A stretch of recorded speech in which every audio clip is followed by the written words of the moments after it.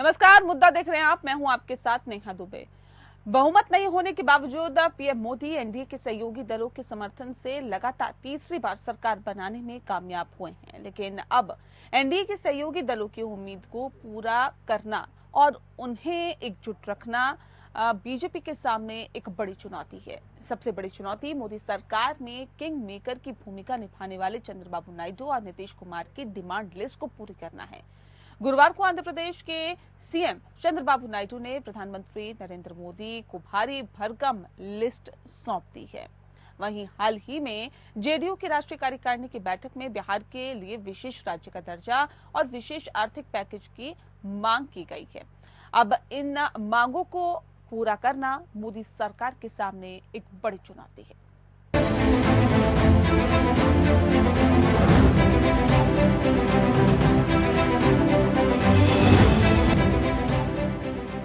मोदी सरकार बने महीने भर भी नहीं हुए हैं और एनडीए के सहयोगी दल अब सरकार बनाने की कीमत वसूलने की कोशिश में जुट गए हैं। मोदी सरकार बनाने में किंग मेकर की भूमिका निभाने वाले आंध्र प्रदेश के सीएम चंद्रबाबू नायडू ने पीएम मोदी को डिमांड लिस्ट सौंप दी है। चंद्रबाबू नायडू 2 दिनों के दिल्ली दौरे पर हैं। इस दौरान उन्होंने गुरुवार को पीएम नरेंद्र मोदी से 20 मिनट की मुलाकात की। मीटिंग का वक्त भले ही कम था, लेकिन चंद्रबाबू नायडू की डिमांड लिस्ट बहुत लंबी थी। उन्होंने पीएम नरेंद्र मोदी के सामने मांग रखी कि आंध्र प्रदेश के लिए अलग से बजट आवंटित किया जाए। केंद्र की एनडीए सरकार में बड़ी हिस्सेदारी रखने वाले चंद्रबाबू नायडू को इस बात का एहसास है कि आंध्र को विशेष राज्य का दर्जा नहीं मिल सकता। ऐसे में उनकी मांग स्पेशल पैकेज पर आ गई है। सूत्रों का कहना है कि उन्होंने पीएम मोदी से आंध्र पर 13 लाख करोड़ रुपए के कर्ज का मुद्दा उठाया। इसके अलावा नायडू की मांग है कि अलग अलग मंत्रालय भी अपनी परियोजनाओं में आंध्र प्रदेश को प्राथमिकता दें। इसी के तहत उन्होंने सड़क परिवहन मंत्री नितिन गडकरी, कृषि मंत्री शिवराज सिंह चौहान समेत कई मंत्रियों से मुलाकात की। उनकी एक बड़ी मांग ये भी थी कि अमरावती को राजधानी के तौर पर तैयार करने के लिए फंड की कमी को दूर करने के लिए केंद्र सरकार मदद करे। इसके अलावा आंध्र प्रदेश में सड़कों, बांध, पुलों और सिंचाई परियोजनाओं के तेजी से विकास के लिए उन्होंने अलग से पैकेज की मांग की है। उधर जेडीयू भी समर्थन की कीमत मांगने में जुट गया है। हाल ही में दिल्ली में हुई जेडीयू की राष्ट्रीय कार्यकारिणी की बैठक में बिहार के लिए विशेष राज्य का दर्जा और विशेष आर्थिक पैकेज की मांग की गई है। वहीं जेडीयू ने झारखंड विधानसभा चुनाव में अपने प्रत्याशियों को उतारने की बात कही है। यूपी में होने वाले उपचुनाव में गाजियाबाद सीट से जेडीयू ने बिना बीजेपी से विचार विमर्श किए अपने प्रत्याशी के नाम की घोषणा भी कर दी है। साफ है, लोकसभा चुनाव 2024 में अपने दम पर बहुमत पाने से दूर रही बीजेपी को अब एनडीए के अंदर से ही चुनौतियों का सामना करना पड़ रहा है। बीजेपी के लिए चुनौतियां मणिपुर से लेकर उत्तर प्रदेश और महाराष्ट्र से भी सामने आई हैं। चिंता की बात यह है कि बीजेपी के अंदर भी कई नेता हार को लेकर बयानबाजी कर रहे हैं और इससे पार्टी की अंदरूनी लड़ाई सड़कों पर आ गई है। इसमें पश्चिमी उत्तर प्रदेश की मुजफ्फरनगर सीट पर पूर्व केंद्रीय मंत्री संजीव बालियान के हार के बाद उनके और बीजेपी के पूर्व विधायक संगीत सोम के बीच हुई जुबानी जंग का मामला भी शामिल है। वहीं उत्तर प्रदेश में बीजेपी की सहयोगी अपना दल सोनेलाल की राष्ट्रीय अध्यक्ष और केंद्रीय राज्य मंत्री अनुप्रिया पटेल का आरक्षित सीटों पर नियुक्ति के मामले में मुख्यमंत्री योगी आदित्यनाथ को पत्र लिखना, महाराष्ट्र में बीजेपी के सहयोगी और उप मुख्यमंत्री अजीत पवार से गठबंधन तोड़ने की मांग और पूर्वोत्तर के राज्य मणिपुर से एनडीए के विधायकों का दिल्ली आना बीजेपी की मुश्किलें बढ़ा रहा है।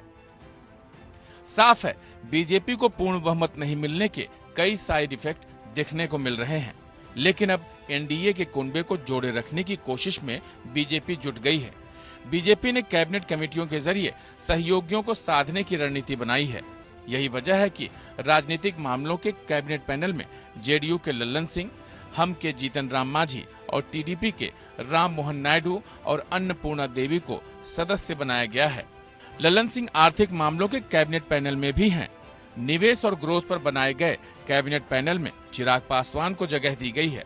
स्किल, रोजगार और आजीविका पर कैबिनेट पैनल में जयंत चौधरी को खास तौर पर शामिल किया गया है।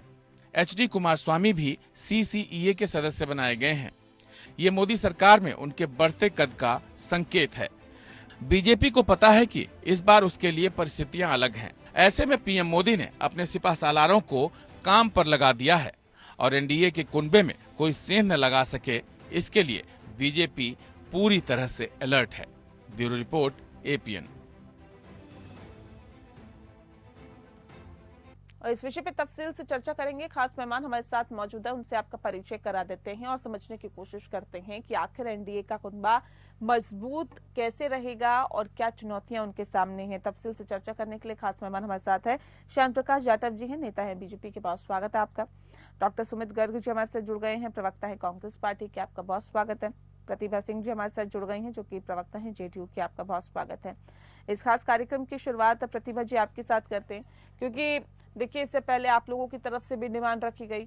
अब चंद्रबाबू नायडू प्रधानमंत्री से मिले, उन्होंने भी अपनी एक लंबी चौड़ी लिस्ट प्रधानमंत्री के सामने रखी। अब सवाल इस बात को लेकर है कि अगर केंद्र में सरकार बनाई है तो क्या इसकी कीमत चुकानी पड़ेगी बीजेपी को? हाँ जी, इसको कीमत चुकाने जैसी बात इस तरह के सेंटेंस नहीं आने चाहिए। देखिए, जिस तरह से ये पिछड़े राज्य है, जो बिहार भी शामिल है, तो इस तरह के पिछड़े राज्य, अच्छा देख लीजिए कि देश में जो पॉलिटिकल पार्टियां हैं, हमारा एनडीए के साथ अलायंस है, तो ये जो आदरणीय प्रधानमंत्री जी हैं, वो एक तरह से सभी दलों के अभिभावक स्वरूप वो देश के प्रधानमंत्री हैं। तो राज्यों को अगर कुछ घटे, कुछ चाहिए होगा तो किससे गुहार लगाएंगे? आदरणीय प्रधानमंत्री जी से। और जो कि प्रधानमंत्री जी भी देश के विकास के लिए प्रयत्नशील रहते हैं, करते रहते हैं, तो उनकी भी सोच पॉजिटिव है। तो जो भी मुख्यमंत्री हैं राज्यों के, तो वो अपनी डिमांड तो रखेंगे ना भाई, वो देश के अभिभावक हैं प्रधानमंत्री के रूप में, तो आखिर बात किसके पास लेकर के जाएंगे? इसको दबाव ऐसा नहीं देखा जाए, इसको इस नजरिए से देखा जाए कि भाई राज्यों को जरूरत है और अपनी जरूरतों को पूरा करने के लिए इन्होंने प्रधानमंत्री जी को अपनी लिस्ट सौंपी है। तो इसको दबाव नहीं कहा जाए, मतलब जरूरत कहा जाए, इसको की जरूरत है। नहीं, जरूरत तो पहले से थी ना, लेकिन उससे पहले इतना दबाव नहीं बनाया जा रहा था। अब क्या लगता है कि एनडीए की सरकार है और हमारी जरूरत को देखते हुए, भांपते हुए, हमारे तवज्जो को देखते हुए डिमांड रखी जा रही है क्या? नहीं, निश्चित रूप से देखिए, अगर केंद्र में हमारी हिस्सेदारी है, अगर हमारा अलायंस है, तो वहाँ हमारे अधिकार भी है ना। हम सभी घटक दल हैं एनडीए के, तो जिसको जिस तरह की जरूरत है तो बेहिचक अपने अभिभावक के समक्ष बात तो रखेंगे। तो आदरणीय प्रधानमंत्री जी, चूंकि पूरे देश के प्रधानमंत्री और हर राज्यों का विकास कैसे हो ये उनके जिम्मे है, तो इसको दबाव नहीं बल्कि डिमांड और ये बल्कि उनको जानकारी देनी है कि भाई राज्यों को ये चीजें चाहिए, यहाँ पर लैग कर रहा है, जैसे किन चीजों के चलते विकास प्रभावित हो रहा है। तो प्रधानमंत्री के समक्ष जब तक बातें चीजें नहीं जाएंगी तब तक कैसे पूरा करेंगे? चलिए, तो उनके समक्ष जाने की चीजें हैं, बाकी ऐसे कोई डिमांड आपकी तरफ से नहीं है, आप ये कह रहे हैं, ठीक है। जाटव जी, मैं रुख आपका कर लेती हूँ। सवाल इस बात को लेकर, राष्ट्रीय कार्यकारिणी की जेडीयू की बैठक हुई, बिहार में विशेष राज्य का दर्जा और विशेष आर्थिक पैकेज की मांग की गई, और ये भी कहा जा रहा है कि विधानसभा चुनाव में अपने प्रत्याशियों को उतारने की बात भी कही गई है। यूपी में होने वाले उपचुनाव में गाजियाबाद सीट से जेडीयू ने बिना बीजेपी के विचार करते हुए अपना प्रत्याशी की भी घोषणा कर दी। ये क्या बताता है? तो दबाव बनाया जा रहा है पूरी तौर से, नहीं लग रहा आपको जाटव जी? आपका तो मुझे नहीं लगता कि कोई विषय है। देखिए, हर एक राज्य और विशेष रूप से जो राज्य हमारे साथ में अलायंस में है, उनको एक मानसिक रूप से भी ये रहता है कि हाँ भाई, हम अपनी चीजों के लिए, स्टेट के लिए एक अच्छा जो है पैकेज ले पाएंगे, क्योंकि डबल इंजन की सरकार हो जाती है। और साथ ही साथ जिस तरीके की बात मैं बिहार और झारखंड जिस तरीके से वर्ष 2000 में अलग हुए, तो उस वक्त में झारखंड में काफी बड़ी संख्या में इंडस्ट्री चली गई, तो बिहार जो है उसका अभाव आज तक झेल रहा है। तो स्वाभाविक बात है कि एक रचनात्मक पैकेज अगर बिहार को मिलता है, चूंकि उसमें कुछ कंडीशंस है, इस वजह से विशेष राज्य का दर्जा मिलना नहीं संभव है, मगर एक अच्छा पैकेज यदि मिलता है तो डेफिनेटली बिहार का एक अच्छा डेवलपमेंट होगा और वहाँ की जनता को। 2014 में भी देखा सर, 2019 में भी देखा, तभी तो डबल इंजन की सरकार थी, आपके साथ गठबंधन से सरकार थी, लेकिन उस वक्त ना विशेष पैकेज की मांग की जा रही थी, इतनी पुरजोर तरीके से ना उठाया जा रहा था, ना इन तमाम मसलों को बताया जा रहा था। आज जो स्थिति है, क्या वो 2014 और 2019 में देखी आपने? नहीं, काम तो शुरू से ऐसा ही चल रहा है। हर एक राज्य को पूरा जो है पैसा भी मिल रहा है उसकी जरूरतों के मुताबिक, मगर इन दिनों में थोड़ा सा आंध्र प्रदेश और बिहार को लेकर के हमारा विपक्ष और हमारा पूरा जो मीडिया तंत्र है वो ज्यादा निगाह रखा हुआ। अच्छा है, रखना चाहिए, क्योंकि ऐसा नहीं है कि इस बार कुछ ज्यादा कुछ विशेष होने वाला, मगर ये मानकर के परसेप्शन बना हुआ है कि ये दोनों जो राज्य हैं इनका एक इस अलायंस में एक महत्वपूर्ण भूमिका है, और इसको देखते हुए सबको ऐसा महसूस हो रहा है कि कहीं ऐसा तो नहीं है कि ये सरकार जो है किसी प्रकार से प्रेशर में काम कर रही है। तो मैं आपको बहुत स्पष्ट कर दूं, किसी प्रकार का कोई प्रेशर नहीं है। चंद्रबाबू नायडू ने भी एक अहम लिस्ट दे दी है, ऐसा बताया जा रहा है कि एक लंबी चौड़ी लिस्ट दी है प्रधानमंत्री। मैं वही बता रहा हूँ ना कि चंद्रबाबू नायडू जी कल आए और उन्होंने अपनी बात प्रधानमंत्री जी से भी रखी, उसके साथ साथ अपने स्टेट की जो रोड्स के डेवलपमेंट के लिए उन्होंने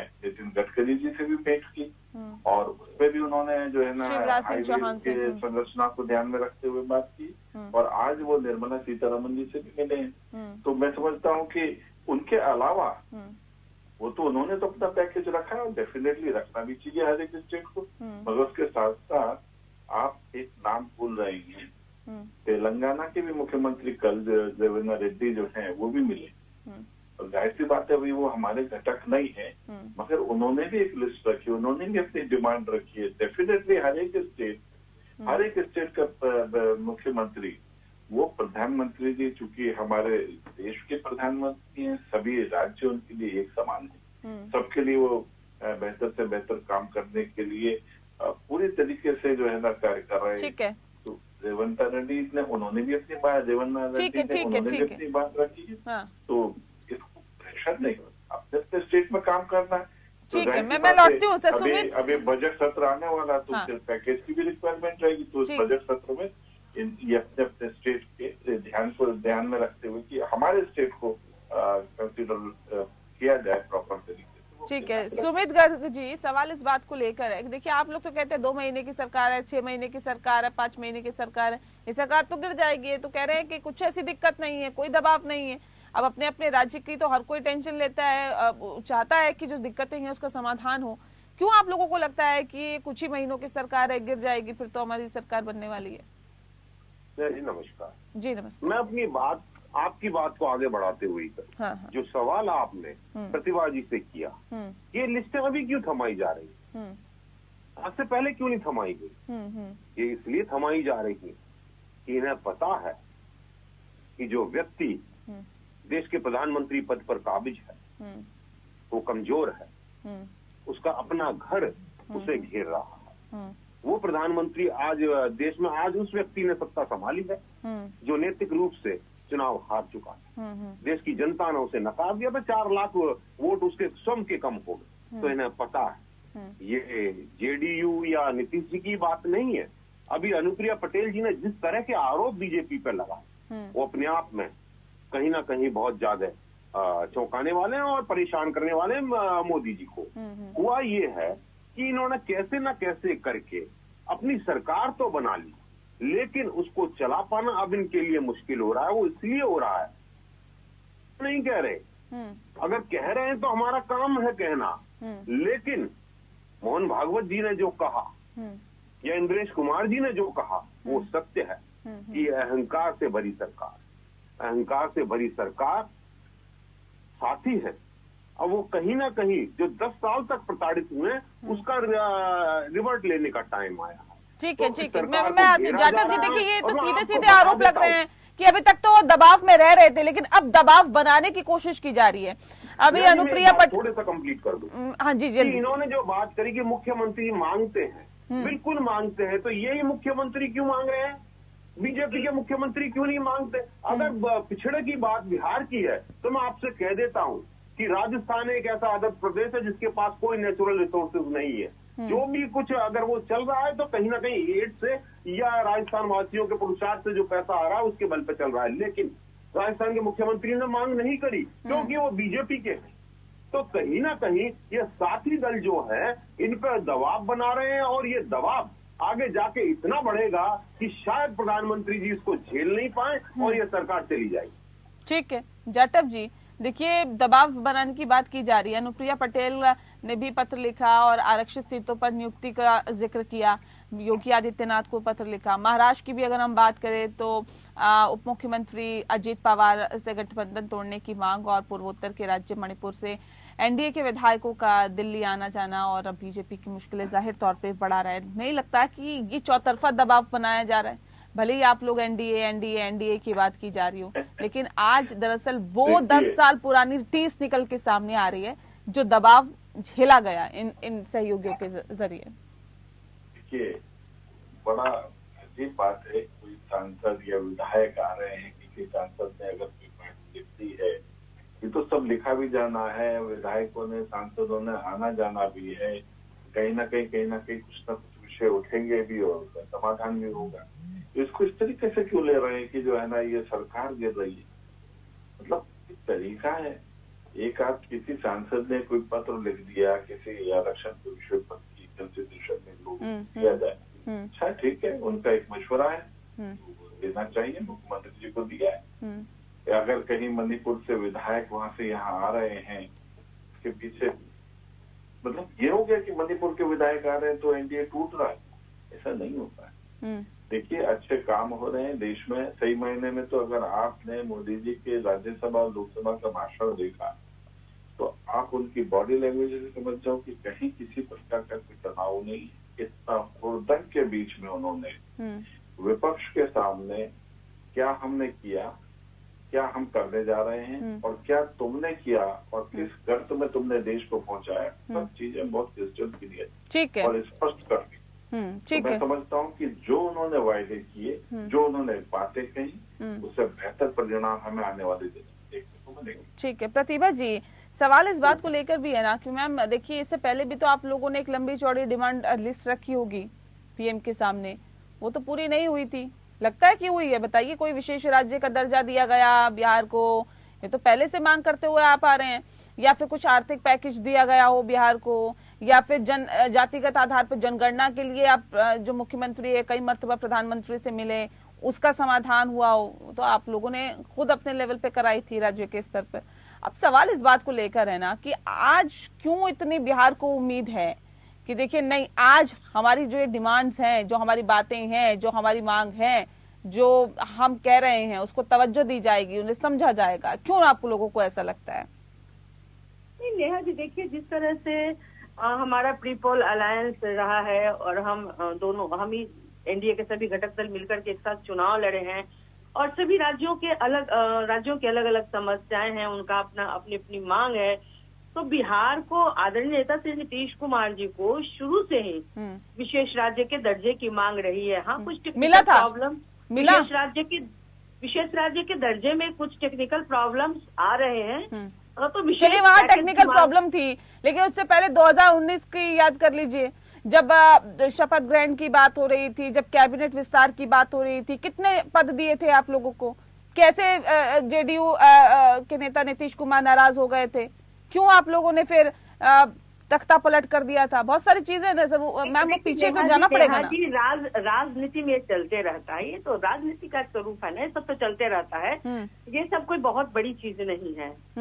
देखिए टाइम टू टाइम बड़ी चीजें क्या होती है, अच्छा बताइए, थोड़ा सा समझा दीजिए मुझे कि बड़ी चीजें क्या होती है। राजनीति में सब छोटी चीजें हैं। आपने जातिगत जनगणना की बात कही, तो राज्य स्तर पे राज्य सरकार ने अपने खर्चे पर राज्य के अंदर करवाया, लेकिन चूंकि हम आप लोगों की डिमांड तो पूरी नहीं हुई ना, हम उस पर काम कर रहे हैं। तो चूंकि भारत सरकार से हमारी मांग रहेगी और प्रधानमंत्री अगर अभी डिमांड पूरी नहीं होती तो क्या करिएगा? और हमारी सहभागिता है केंद्र की सरकार में, तो निश्चित रूप से हमारा विश्वास भी है कि हमारी जो मांग है, सहभागिता पहले नहीं थी क्या? मांग को पहले उनको आपकी जरूरत नहीं थी?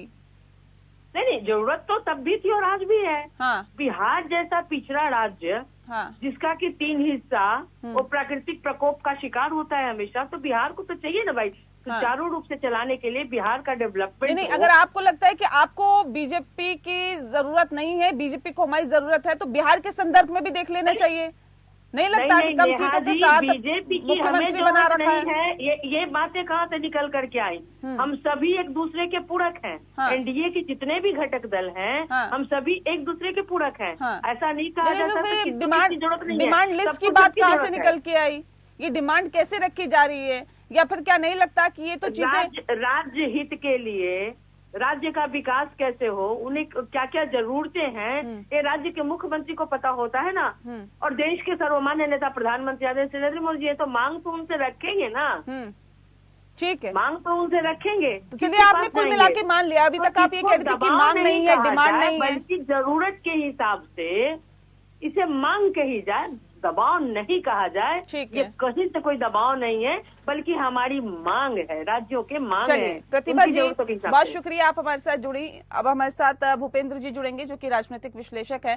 बहरहाल मैं उनका रुख करूं उससे पहले सुमित जी ये तो कह रहे हैं कि देखिए जिस तरह से चीजें हैं, आपने तो पहले देखा, तमाम चीजें आप समझते हैं सर, लेकिन उससे ये तो कह रहे हैं कि देखिए अब तो हम राजनीति के परिप्रेक्ष्य में देख रहे हैं। कोई बड़ी चीज नहीं होती है राजनीति में, आना जाना, रूठना मनाना सब चलता है।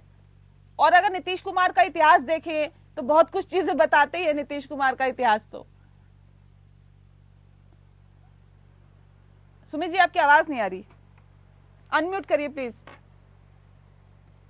जो एक्चुअलिटी है, फैक्ट्स जो है उनको छिपाया जा रहा है कहीं ना कहीं। इसलिए मैं कह रहा हूं कि इन्होंने पहले लिस्ट इसलिए नहीं सौंपी थी प्रधानमंत्री जी को, क्योंकि वो पहले प्रधानमंत्री जी नीतीश कुमार जी को सबसे बड़ा गद्दार, पलटू राम या पेट में छुरा घोंपने वाला कहते थे। नीतीश कुमार जी कहते थे कि इस व्यक्ति से इस जीवन में कभी भी हमारा समझौता नहीं हो सकता, ये सबसे बड़ा बेईमान है। इसलिए ये लिस्ट नहीं सौंपी थी। आज मैं इनसे जानना चाहता हूँ, क्या प्रधानमंत्री जी और गृह मंत्री जी के उन बयानों को आज ही क्या ये समर्थन करते हैं या उससे एतबार रखते हैं? नहीं रख पाएंगे, लेकिन उसका खंडन भी नहीं कर पाएंगे। ये इसलिए लिस्ट नहीं दे पाए थे। मैं आपसे फिर कह रहा हूँ, जिस तरह से महाराष्ट्र में एनसीपी को लेके इनकी बात चल रही है या रिश्ते बिगड़ने जा रहे हैं, मणिपुर की बात आई। मणिपुर पिछले 2-3 साल से जल रहा है, लेकिन मणिपुर से कोई नहीं आया। लेकिन इस बार मणिपुर के विधायक प्रधानमंत्री के पास आए और सदन में जिस तरह से आपने देखा, मणिपुर को लेके पूरे विपक्ष ने प्रधानमंत्री को घेरा।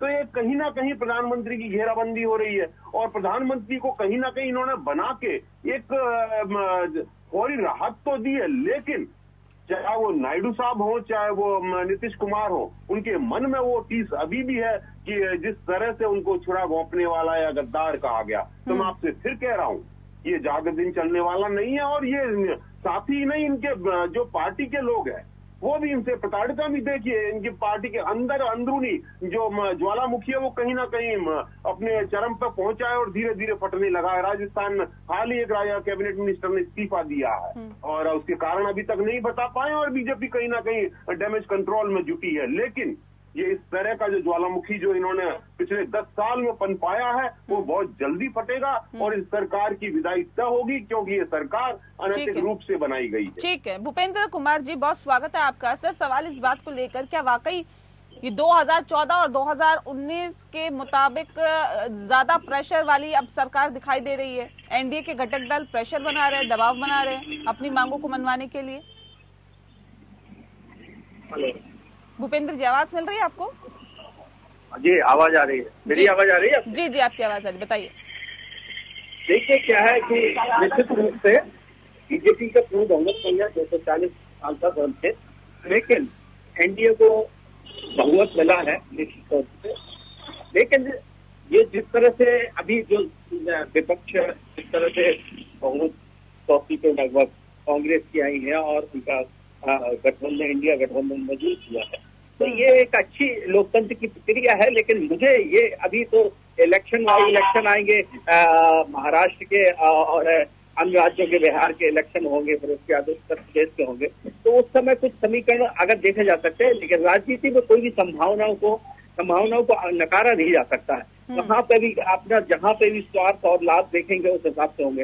लेकिन जहाँ तक मोदी जी को हम नेता के तौर पे और उनकी इच्छा शक्ति और उनकी दृढ़ता को जानते हैं, जिस हिसाब से हमने पार्लियामेंट में देखा और अभी भी देखा, जिस तरह से मुख्य रूप से जवाब दे रहे थे और हर प्रश्न का जिस तरह से मतलब ये नहीं लग रहा था कि वो सत्ता के मतलब उनको बहुमत नहीं है, और वो पूरा लीडिंग नृत्य कर रहे थे। अब देखिए आगे की समीकरण क्या होते हैं, लेकिन वर्तमान में मुझे ये कहीं नहीं लगता कि एनडीए को कोई खतरा है। और निश्चित जहां से ये लग रहा है कि प्रधानमंत्री कुछ समझौता करेंगे, उनकी हर स्टेटमेंट में देखें आप, चाहे पार्लियामेंट के परसों के स्टेटमेंट में देखें, जब राष्ट्रपति का कहा था कि मैं बेईमान लोगों को कभी बख्शूंगा नहीं और चाहे मुझे इसके लिए कुछ भी करना पड़े, चाहे मुझे पद भी त्यागना पड़े, मतलब ऐसी चीजें स्पष्ट। उनका जो अब उन्होंने जो मोटो तय कर रखा है अपनी राजनीति का कि हम निश्चित रूप से ईमानदारी के ऊपर चलेंगे, और राष्ट्र में जब वो बोलते हैं और कहते हैं कि ये पैसा जो भ्रष्टाचार का पैसा है वो आम जनता का है, उस पैसा को जाना चाहिए। ठीक है।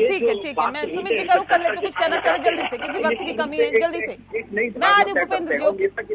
ठीक है सुमित जी। नेहा जी, जो बात कही गई कि मैं बेईमानों को छोड़ूंगा नहीं, मैं उसी बात को आगे बढ़ाते हुए पूछना चाहता हूं इस देश के प्रधानमंत्री से। कुछ दिन पहले उन्होंने ईडी में चंद्रबाबू नायडू को बेईमान कहते हुए गिरफ्तार किया था। क्या देश के प्रधानमंत्री जी उस कार्रवाई को जारी रखेंगे? क्या देश के प्रधानमंत्री जी नीतीश कुमार जी को बेईमान कहते थे, क्या उनके खिलाफ ईडी की कार्रवाई करेंगे? नहीं कर पाएंगे। तो ये कहना कि मैं बेईमानों को छोड़ूंगा नहीं, ये कहीं ना कहीं प्रधानमंत्री के श्री मुख से शोभा नहीं देता, क्योंकि इस देश में अगर बेईमानों को बचाने का सबसे बड़ा काम कोई कर रहा है तो आदरणीय नरेंद्र मोदी जी कर रहे हैं। पूरे देश ने देखा, वो खुद कर रहे हैं। इलेक्टोरल बॉन्ड के माध्यम से हमने देखा, सुप्रीम कोर्ट को मैं धन्यवाद देता हूँ कि इलेक्टोरल बॉन्ड जैसा देश का सबसे बड़ा घोटाला सामने लेके चलिए, आए। वक्त की कमी है, बहरहाल बहुत शुक्रिया, माफ कीजिएगा रोक रही हूँ सर, बहुत शुक्रिया आप सभी मेहमानों का हमारे साथ इस खास चर्चा में शामिल होने के लिए। मुद्दा में फिलहाल के लिए इतना ही, नमस्कार।